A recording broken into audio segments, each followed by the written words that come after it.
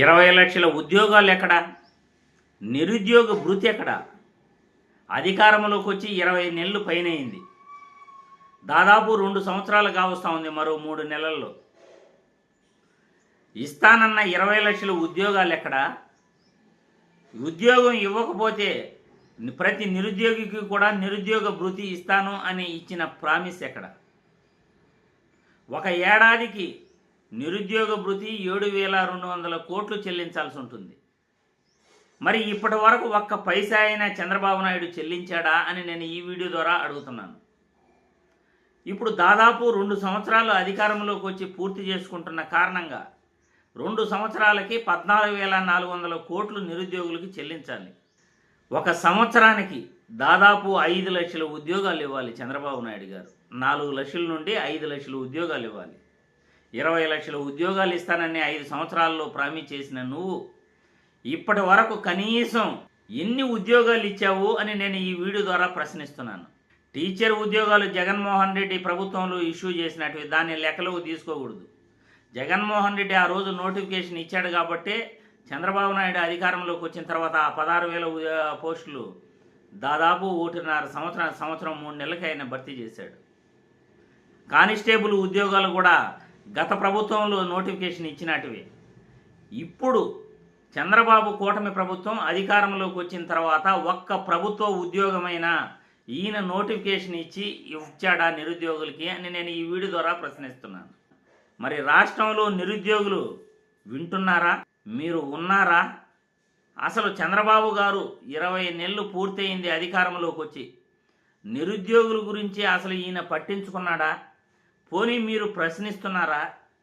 మీ హక్కు అయ్యా అది. నిరుద్యోగుల హక్కు అది. ప్రభుత్వాలని ప్రశ్నించటం నిరుద్యోగుల హక్కు.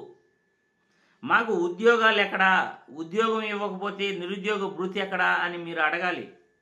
ఇవి ఎన్నికల హామీలు. ఇవి చంద్రబాబు ఇచ్చిన ఎన్నికల హామీలు. ఏ రాజకీయ పార్టీ అయినా ఎన్నికల హామీలు ఇచ్చి అధికారంలో వచ్చిన తర్వాత మర్చిపోతే ఖచ్చితంగా ప్రజలు రోడ్లెక్కాలి. ప్రభుత్వాలని ప్రశ్నించాలి. ప్రభుత్వాలని నిలదీయాలి.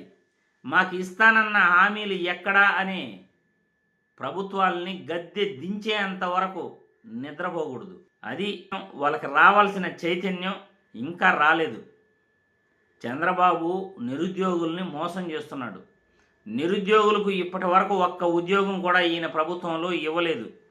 జగన్మోహన్ రెడ్డి అధికారంలోకి వచ్చిన వెంటనే సచివాలయాలు ఏర్పాటు చేసి వాలంటరీ వ్యవస్థను ఆయన ఏర్పాటు చేసి దాదాపు 5 లక్షల ప్రభుత్వ ఉద్యోగాలను ఆయన భర్తీ చేశాడు.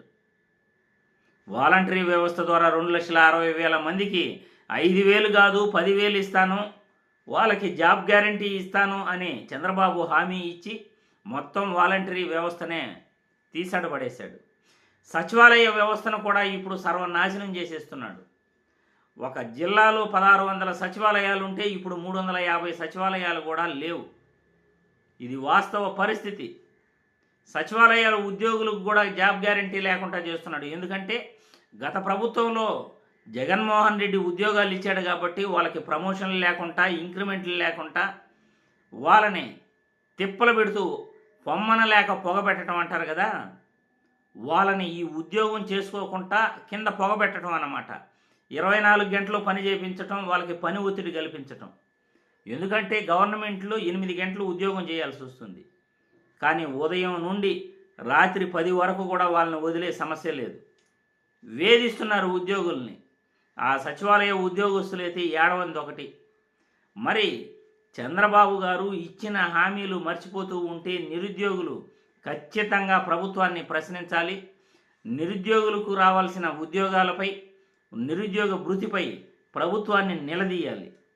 మరి చంద్రబాబు గారికి ఇప్పటికైనా జ్ఞానోదయం అవుతుందా లేదా అనేది నేను ఈ వీడియో ద్వారా ప్రశ్నిస్తూ, నిరుద్యోగులు మీ అభిప్రాయాలను కామెంట్ల రూపంలో తెలియజేయగలరని వీడియో ద్వారా కోరుతున్నాను.